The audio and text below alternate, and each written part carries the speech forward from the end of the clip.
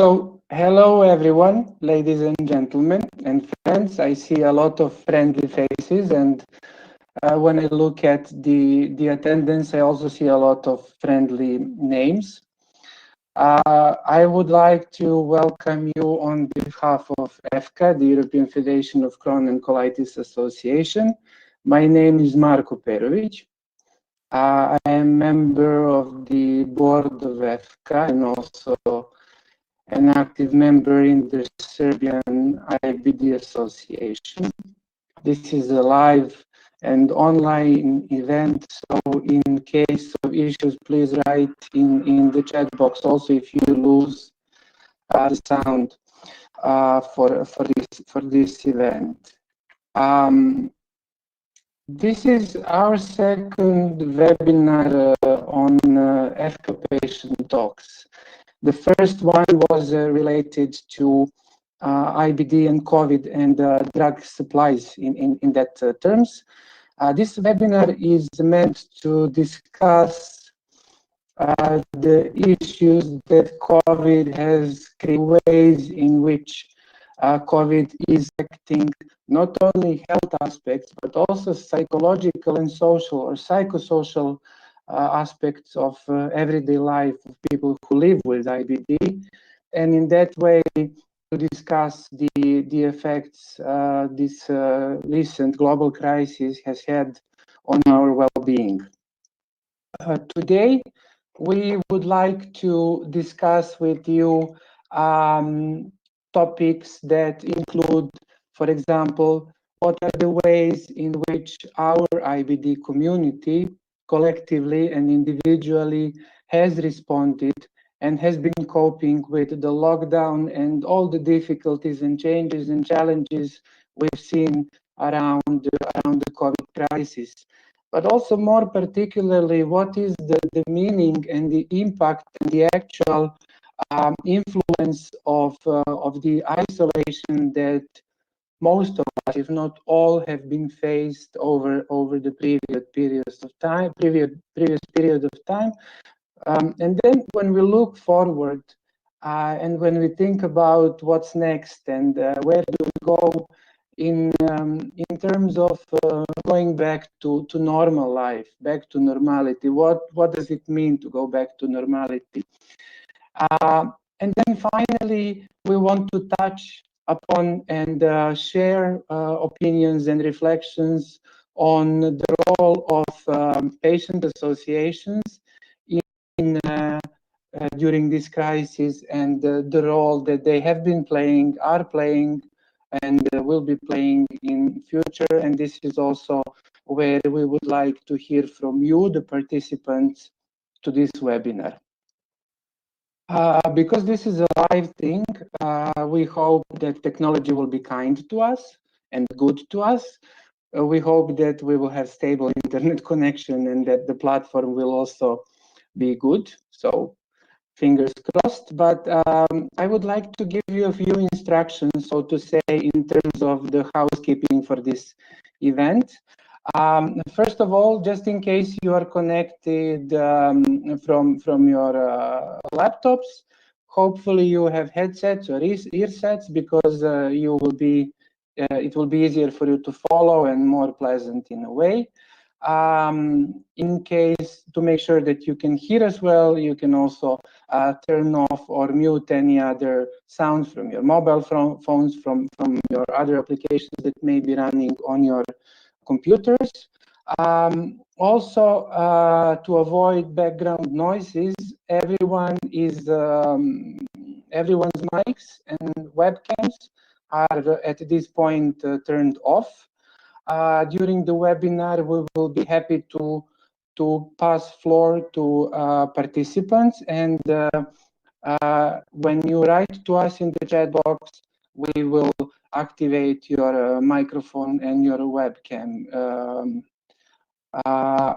And just the last kind of note on housekeeping is that in case at any point in time you would like to share a comment or a question or a reflection or an opinion, please do so right in the chat box. We will be keeping an eye on the chat box and try to respond to everything you write during the last section, hopefully, of this event. Our event is only meant to last for 45 minutes. We have seen some delay. We will compensate that, certainly. Now I would like to present our speakers today. Today we have 3 speakers on this EFCCA patient talk on psychosocial impact of lockdown in IBD patients. We have our 2 colleagues and friends, lovely ladies from IBD community, Sanna Lonnfors and Vakouftsi. I hope I'm pronouncing it right, Vaso, but if I'm not, forgive me. And then we also have Dr. Yoram, inspector of the St. Mark's Academic Institute in London, today with us. Dr. Yoram is a psychiatrist who works closely and follows the gastroenterology, and we are looking forward to hearing from him as well. I also see that now we have quite a high attendance. We will be open throughout this event for also other participants who have registered to join this event and talk to us during the next 45 minutes or so. I will make a brief introduction as to what we want to achieve today and what is really the issue that we are looking at, because we know that the COVID crisis has really affected IBD community and people living with IBD, not only in terms of the vulnerability to infection. And we have seen that a lot of IBD patients across Europe and beyond have confirmed that they are afraid and really concerned about getting infected, but also passing on the infection to others. So we know, and we have discussed the drug supply last time, and we have seen these health concerns among IBD patients. But what we have not discussed so far is really how this affects our everyday life and how this affects the psychosocial dimension of our life and our well-being. We have seen that we have seen anxiety over uncertainties, whether there would be medicines, whether we would be well, whether we would get infected, and if we do get infected, what happens next? Would that leave serious harm and damage? Whether we would survive in such cases? Uncertainty over possible flares due to stress and further anxiety. We've also seen anxieties on whether we can access help and assistance that we need, and also factors of stress of what happens next, and how do we go back to normal, and how do we return to work and to normality, whatever normality is. But we are, I think, particularly marked by the sense and the feeling of isolation. This isolation is really not entirely new for people living with IBD. We have seen this in many IBD cases. So what I would like, for example, to start with is this sense of isolation, what it means for us, how do we deal with it, what are the strategies, the coping strategies that we have, and what does the lockdown and the related challenges, how do we cope with the lockdown and related challenges. With this topic, I would like to invite Vaso to give us an insight into her life during the COVID and during the lockdown in the previous months. Vaso, the floor is all yours. Hi everyone, I'm very happy to be here with you today, and thank you very much for the invitation. I'm Vaso, I'm from Greece. I'm the General Secretary of HELLESCC, the Greek IBD Society. So let's start with the topic. No one knew what would follow when the new coronavirus had begun. The word pandemic was not a word we used often until recently. The word itself causes feelings of fear, anxiety, sadness, and many more negative emotions, which we all, to a greater or lesser extent, experienced during lockdown and quarantine. We need to have this conversation while the emotions are still fresh, while we are anxious, while we are worried about our old life and our health. Everything around is different. This modified daily life makes many of us feel isolated and even scared. Chronic patients may have been prepared to some degree because it was not the first time we had to stay at home for an indefinite period of time and without knowing when we would be better to return to our daily lives. So we understand exactly what people were experiencing when the quarantine began. All these emotions are normal. I have gone all through of these when I was diagnosed and my life was turned upside down. As a patient with underlying diseases, like many of you, maybe most of you, I'm at a greater risk of serious illness from the COVID-19. Various emotions pass in front of me: fear, horror, anxiety, but also a bright ray of light. From the beginning of the lockdown, I knew I needed something to help me manage this situation. So I found a lot of creative activities, from playing music, which is my profession, to cooking or watching movies and reading books. All these things worked as a distraction from the gloomy reality of the pandemic. Already from the first days of the lockdown, many of what we take for granted did not exist. Many simple things look like luxuries, but it wasn't just the lockdown. Patients' routine have changed. Hospital appointments have been suspended. Treatments were postponed in some cases. Surgeries have not been performed, and access to hospital has generally been a major feat, and there was a little misconception that health problems that were not related with COVID-19 could wait for later.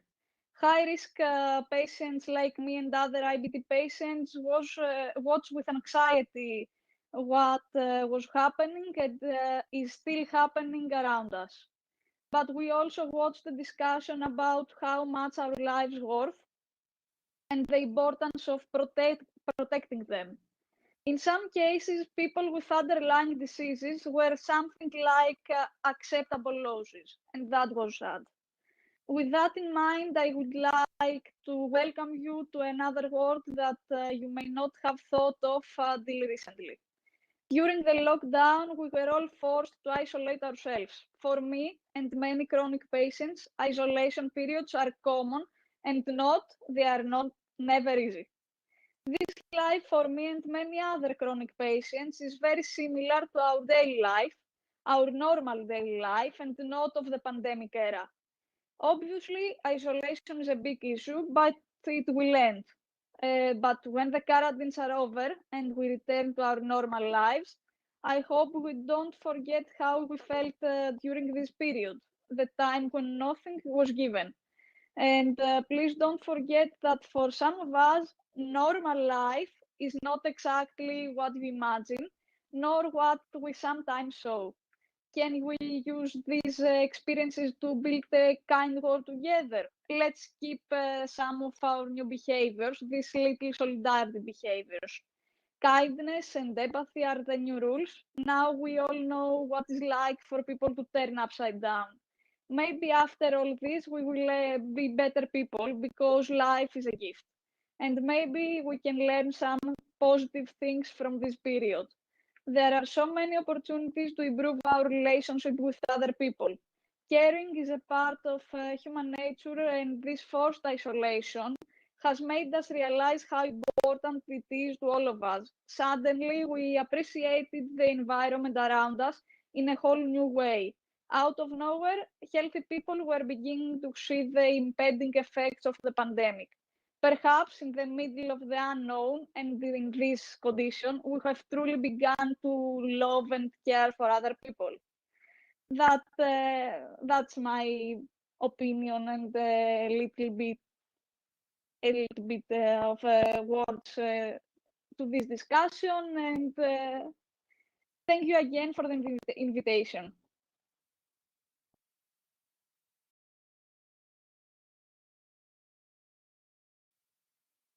Vasu, thank you very much for sharing your experience and giving us insight into your everyday life over the past months. I think it's very important to kind of reiterate the role of routine and habits and how they change, and also finding kind of opportunities in this new situation, and creativeness, and certainly that we all have coping strategies to deal with. But what is it? And this is maybe the question for Dr. Inspector.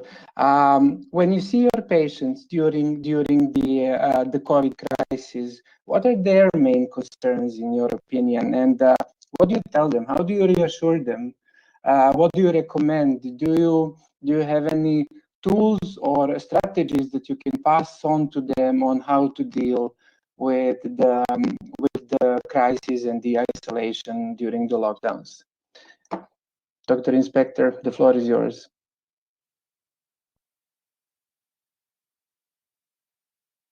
I just need to ask you to turn on your microphone. You will do that by pressing the first button, the microphone icon, until it turns blue. Okay. Do you hear me now? Yes. Okay. Okay. So thank you, Marko, and thank you for inviting me to this important meeting. Following what Vas was describing, I think we can be in a physical isolation, but we don't need necessarily to be in a psychological isolation. I always, in my talks, bring this experiment that was done with mice by Henri Levory, who was a French a surgeon and philosopher. And he took a mouse, put him in a cage, gave the mouse an electrical current that was disturbing but not dangerous. The door of the cage was open, the mouse escapes, nothing happens to it. Then he took the mouse, put him in the cage, closed the door, gave him the current. This time the mouse could not escape but was alone. And this mouse became ill. He started to lose its hair and even developed a peptic ulcer and vomited blood. Then he took two mice, put both of them in a cage, closed the door, gave them the current. They could not escape, but they were not alone, and nothing happened to them. So if you have another mouse in your cage, you'll be better. And we share 90% of our genes with mice, so we're quite close to them. So this is in a way the message of really to have a companion. The Nobel Prize winner for literature, José Saramago, the Portuguese writer, wrote a beautiful sentence. He said, being alone doesn't mean that you are lonely. Being lonely is be detached from an inner companion within yourself. So even if you don't have the other mouse physically outside, you can have an internal mouse that supports you. So when Vas speaks about playing the music, you become a good companion to yourself. So you're alone, but you're not lonely. So this is really, as an introduction, when Marko, you speak about a tool, I think if you can have a companion to speak about all this, this is immediately helpful. Don't stay with all your feelings alone. Share it with people that you can share. So you cannot escape, but you're not alone, and it really does something to the psyche and the body, like we saw with the mice. And if you don't have someone to speak, try to be a good companion to yourself. So do things that you love, play the music, read the books, write. So this is really the role of companionship. if I want to use another amplification in the Bible, there is this Psalm 22 when David says, "God, oh God, why have you forsaken me?" And Jesus quoted it on the cross. And in John 14, there is a description of what happens in your body when you are alone. And David says, "I'm poured out like water. My bones are out of joint. My heart melted like wax. It melted into the midst of my bowels." So it really, everything goes into the gut when we're alone. And the next chapter, there is this beautiful sentence, "Even if I walk in the valley of the shadow of death, I won't be afraid because you are with me." Again, God is the companion, but just shows that we need a companion. So obviously this period changed a bit the quality of the companionship, because it's not like being together in the cage physically. And I always say that my patients are also my second mice, because if I have a true meeting with a person, I feel better.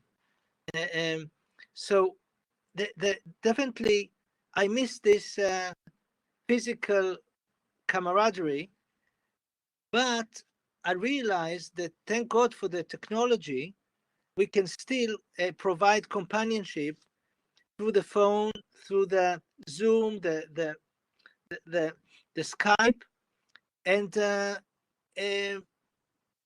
some people even feel more open to speak on the phone. So new patients that I see, and we continue the assessments. I just now work with somebody on the phone that has a social phobia of going out with his stomach bag.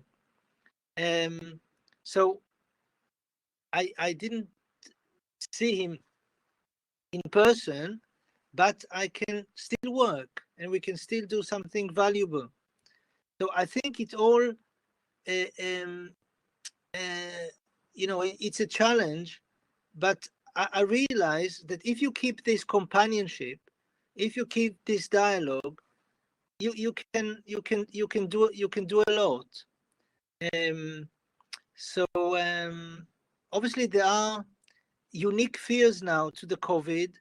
For example, patients that have, let's say, an obsessive compulsive anxiety about contamination alongside the IBD, for example. So this intensified everything.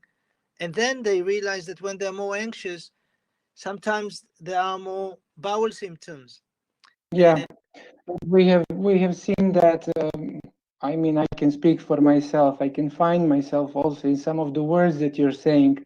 So thank you, Dr. Inspector, very much for this very insightful intervention from your end, from a side of a specialist who does deal with these issues. Thank you for reminding us about the difference between physical and social distancing, and understanding that the one does not necessarily imply the other. Exactly. And also for reminding us that of a sense of a companionship, and the fact that we can benefit from the other, or physically from another person, or going back into looking at how we feel. It is probably, in my understanding, a way of self-empowerment and self-strengthening to cope with this situation both through companionship and through acknowledgement and sharing of personal emotions, feelings, perceptions, and the similar. So thank you very much for your intervention now. And Vasa has mentioned returning to normality. Now, I mean, looking down the road, we know that as the situation is currently managed better than at the start of the crisis, and we are seeing stabilization in different areas, and we do expect to be going back to normal.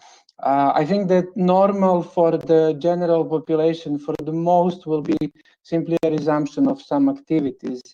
But what does it mean to return to normal for a person living with IBD, and what indeed is normality for a life of an IBD person whose normality must have been different. So this is my question for Sanna. She will be speaking today as a person who lives with IBD, and maybe draws from her experience and her kind of insight to try to respond to this question. Sanna, the floor is all yours. And hello and welcome. Thank you. Yeah, so how Vasil was saying already, what is normal and what is normal for us? And like she said also, we are already kind of familiar with isolation because of our IBD. There are periods in our lives where we have to stay at home because of our IBD. It's nothing new to us. Now, of course, it was a different situation because it was pretty much the same for everybody. And so it was kind of like a double lockdown for us. It was the IBD isolation that kind of forces us to stay at home sometimes, plus the COVID-19 on top of that. And I have to say, for me personally, I mean, I can't say I was happy about it, but there was a small positive notion that I was kind of thinking, well, now everybody will understand what it's like when you have to stay at home, and the reason for it is something that you absolutely can't control. I don't know if healthy people took it like that, but I thought maybe now they will finally understand. And now coming back to normal, of course, for those healthy people, they just go back to their normal lives. We go back to our IBD isolation.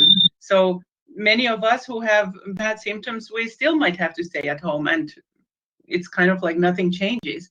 And even if your IBD is not that bad, and it's okay to move, go out again and go to grocery stores, whatever, see your friends, it's not exactly the same. At least for me, there's kind of a new normal now. Like, it's always in the back of your head. Is there going to be another lockdown? Is there going to be a second wave of the coronavirus? And even if not, like, can I see this person? And you know, when you go to a grocery store and somebody comes too close to you, at least for me, I get really kind of nervous. I really don't like it. It makes me really uncomfortable, which, you know, this is a feeling that wasn't there before. It's really something new. And if I'm out somewhere and then I realize I didn't wash my hands for a long time, that also gives me kind of an uncomfortable feeling. So it's really a completely new normal situation. And especially if you're immunosuppressed because of your IBD medication, of course, then you have to be extra careful. So it's kind of back to normal, and then again, it's not. Like, it's not the same as it was before. And like right now, nobody can say if it ever will be.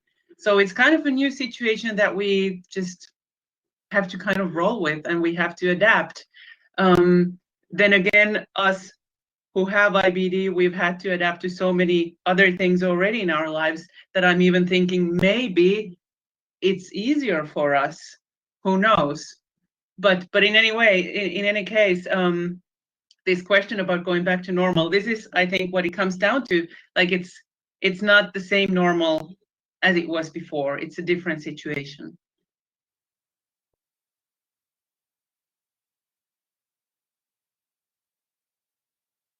Thank you, Sanna. Thank you for giving us your perception of what this normality means. I think we all, or maybe not all of us, but I think we share this concern. And I also think that perhaps going back to normality is really moving straight to new normality, whatever it means, with whatever challenge this implies, or the new challenges we will be facing.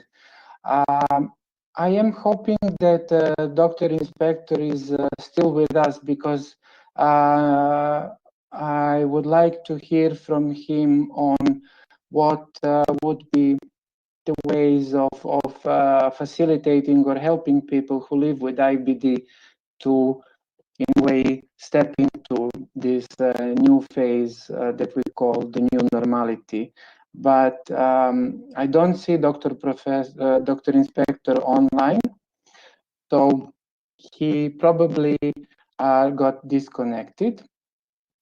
In the meantime, I wonder if Vasa has any impression or reaction just quickly on what Sanna was mentioning, because I heard you, Vasa, touching upon the issue of the normality. So would you share just a few thoughts with us based on also what Sanna mentioned, and just very briefly?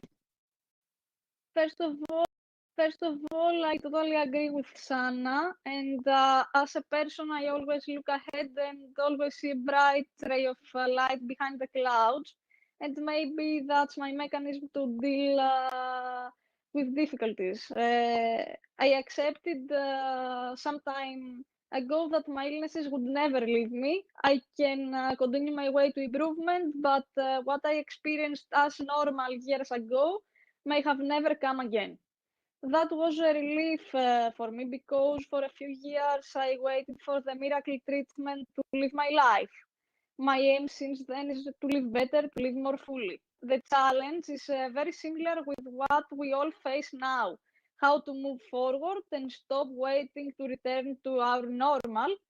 I think we need to find ways to live now with safety as our first priority. And of course, I want us to overcome this crisis as quickly as possible. And as I know that my return to normal and your return to normal may be far away from others, I know it's difficult for all of us to return to normal, to live, to be safe.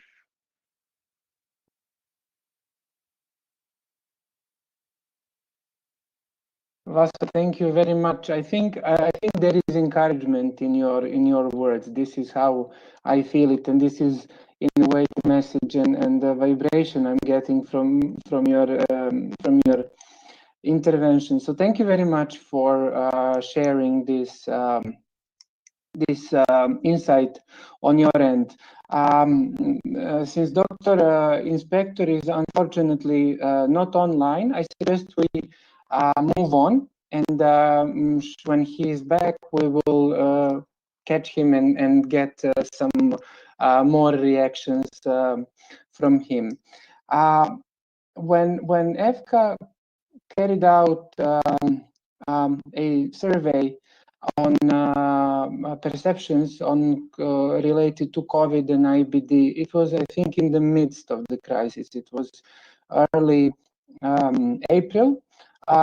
Close to 4,000 people have responded, and I think member associations across Europe and also beyond Europe have really worked a lot to collect this information. And as was mentioned in the start, a vast majority, or at least majority of people who live with IBD are afraid of infection or infecting others. And we see a lot of worries regarding physical contact, and which then creates the need for physical distancing. But at least half of those who were interviewed during the survey have responded that they indeed think that there are ways in which they could address their worries and their anxieties and fears surrounding COVID. And when they were asked to indicate what would be their coping strategy, or what would be the way for them to deal with these fears and worries, around 40% of them stated that those were patient associations. So this indeed speaks about the important role of associations in providing coping strategies, in strengthening and empowering people with IBD to deal with these new challenges of new normality, or whatever we call it. So I see that Dr. Inspector is back with us now. Yeah. Welcome again. I was just saying, I was giving a description of the importance of the role of patient associations in creating coping strategies. And we would certainly love to hear from our friends and colleagues who are connected now.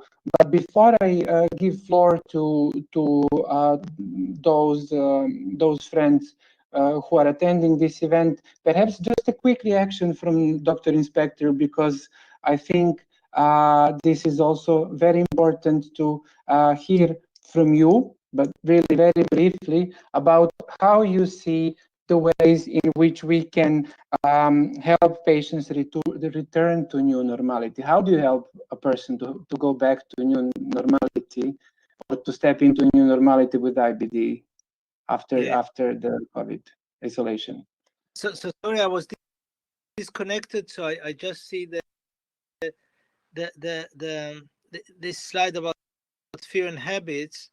Can you hear me? Yes. Yeah. Yes, okay, we can hear you well. For a second. Yeah. So just to say that all these fears are actually a reaction to an abnormal situation. So hear me, Marko? Yes, I can hear you well. Yes. Yeah, okay. I hear you, because the Dr. picture is a Inspector. bit frozen. Okay, so what I said, that all these fears are actually normal reaction to an abnormal situation. Not to be afraid is not normal, because a life-threatening condition, and so anxiety are part of our every tool to avoid danger. So first of all, I think it's to normalize. I think in that sense, patients are not different from other people. I think it's a normal fear. It's really how to be able to find out what is an exaggerated anxiety or catastrophized anxiety, and what is a normal anxiety situation.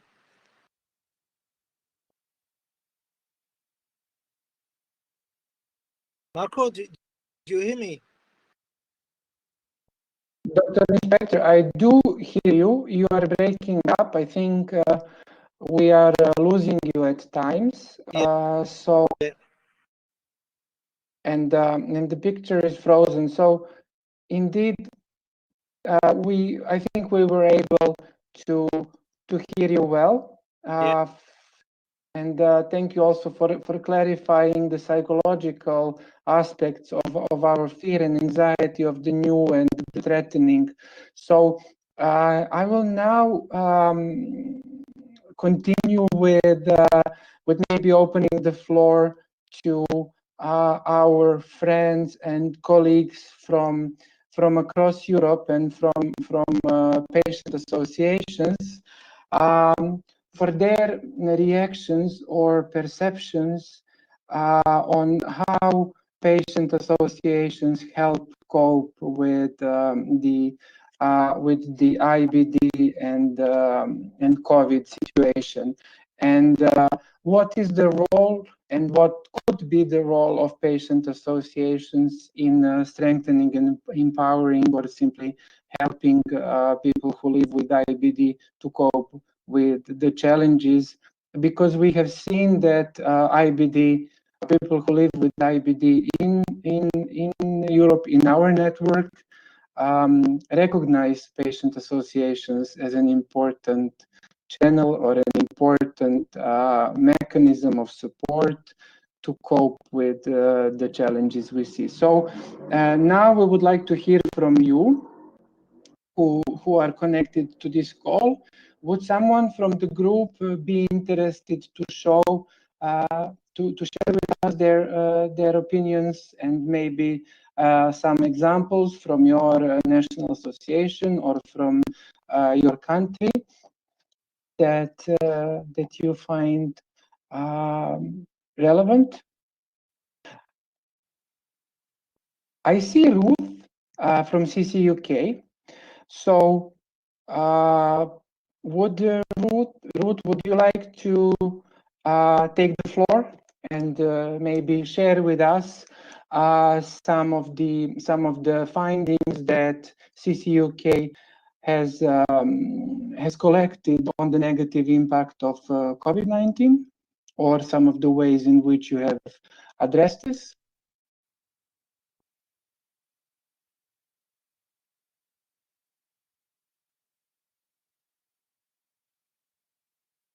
Okay, so I see Ruth typing. In the meantime, what we see is that the UK patients had the key concerns of UK patients were about leaving the house due to public toilet closures, concern about leaving the house due to increased risk of coronavirus complications, and the negative effects on mental health. So people are aware of the negative effects of that COVID creates for them, and the isolation. Another question that we have is also the role of telemedicine in improving the psychological support of people with IBD. So we see questions coming in. In the meantime, we're hoping Ruth will be able to connect or unmute her microphone. Let's see if this can happen.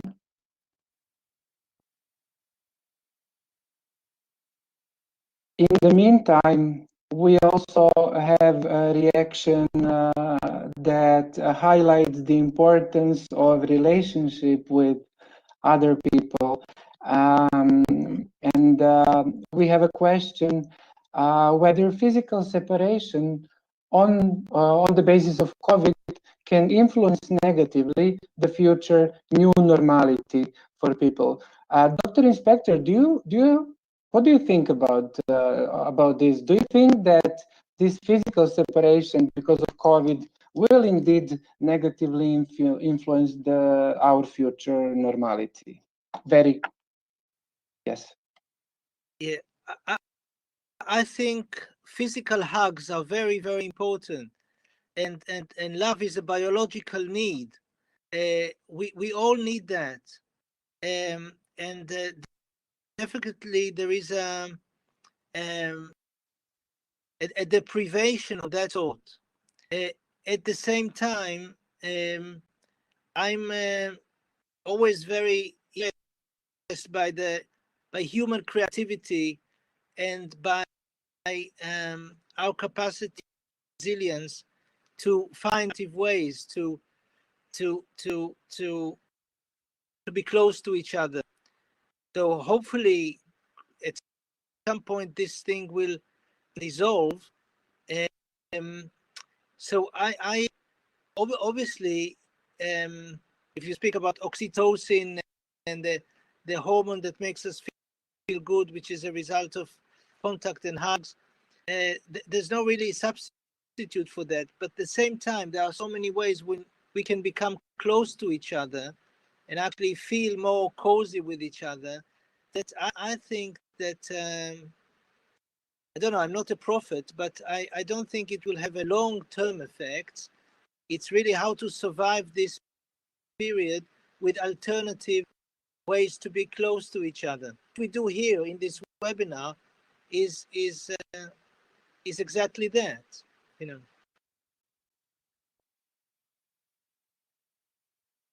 Thank you very much for answering this question.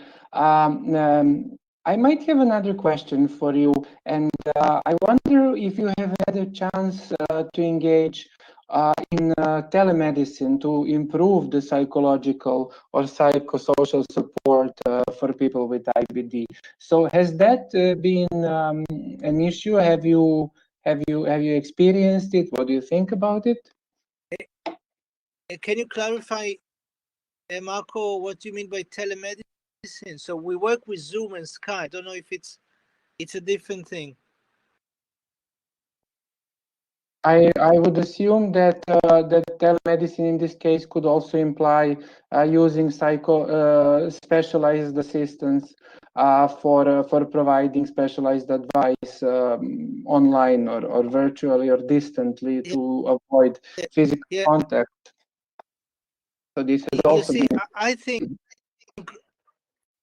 I think going back to what I said about the companionship, that every way of being in contact and being together and not being alone is good. So I think telemedicine can help. Sometimes we say that we want face-to-face thing, but somehow the telemedicine is even more face-to-face because there is this interesting intimacy of being completely facing the other. You miss the body language, but it's also an intimate companionship. So I think any form of companionship, of just not being alone with this, the only danger that it will become a substitute for the real contact, because maybe people feel more, it's more comfortable not to get out of the worried that people will prefer that than real contact. But I think it's a real danger because we are social people and we need touch, we need intimacy. So I don't think it will overcome this need. Yeah. Thank you. Thank you for giving us your opinion on this issue, and again reminding us on the need to share and increase companionship. I think we are now ready to connect Ruth Wakeman from City UK. Ruth, can we hear you? Hi, can you hear me okay? Hi Ruth, loud and clear. Lovely. Welcome. Thank you. Hello everyone. It's really interesting discussion. Just wanted to say that great to hear from Sanna and Vaso, and we've had really similar comments in from people. So I think the point that for some people this has highlighted that they were already really isolated, and whereas other people think that their lives may return to normal, for some people they feel that they're never going to return to normal. So I've just got a few quotes that I was going to share, if that's okay.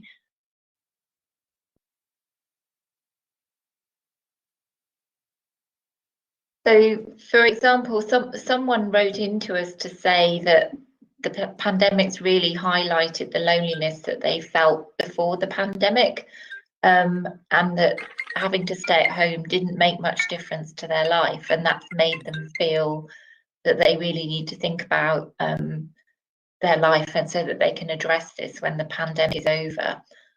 And some of the other comments, in the UK, people were classified as extremely clinically vulnerable, and somebody said being given that label because of their Crohn's has really changed how they think about themselves, and they feel that that's going to affect them longer term and has had a really severe impact on their mental health, and that they feel they're no longer safe to leave the house.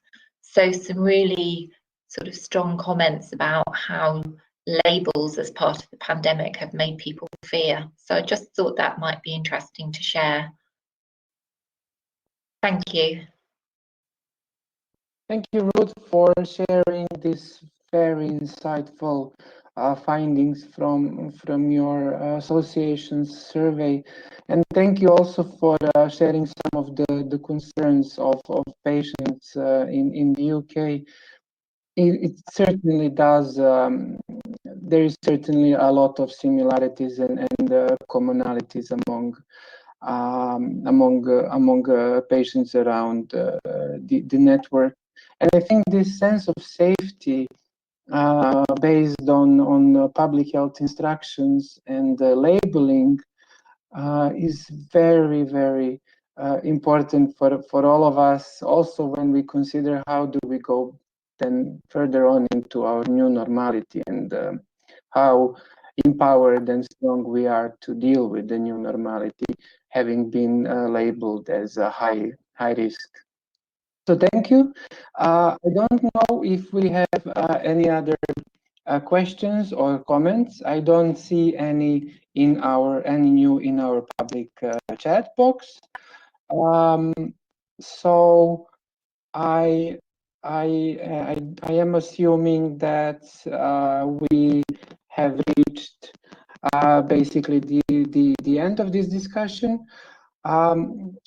When we have shared the information on this webinar to our EFCCA network and member associations, we really have received, and we are still receiving, many examples of activities which are implemented by associations in relation and in response to COVID crisis, from surveys to support activities and so on. And we would also like to kind of remind the group that we are waiting for more such examples from others as well, and we will keep on receiving them.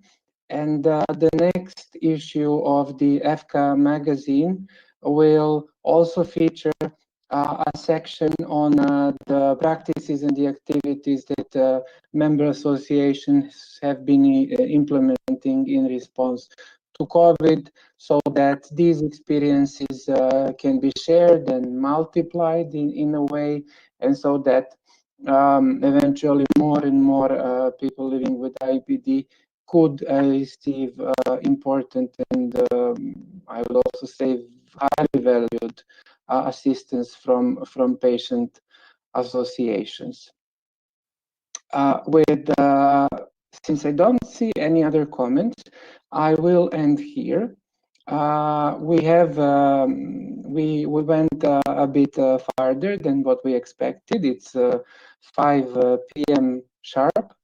I would like to thank everyone for their kind participation. I would like to thank Sanna and Vaso for sharing their personal experiences. I would like to thank Dr. Inspector for giving us insights into the psychological and psychotherapeutical issues of COVID situation. I think the isolation and the return or the new normality will be challenges ahead of us that we will need to find ways to deal with and to respond to them. I would like to thank also the participants who connected online to share their concerns and opinions, and also examples of how they deal either collectively or individually with this current situation. And I wish you all the best. Stay safe and let's stay connected. And hopefully talk to you soon. Before we go, a really special thanks also to our EFCCA office who made this all online event possible and made sure everything runs smoothly. So we stay united, we stand. Have a good day and see you soon, everyone. Bye. Thank you.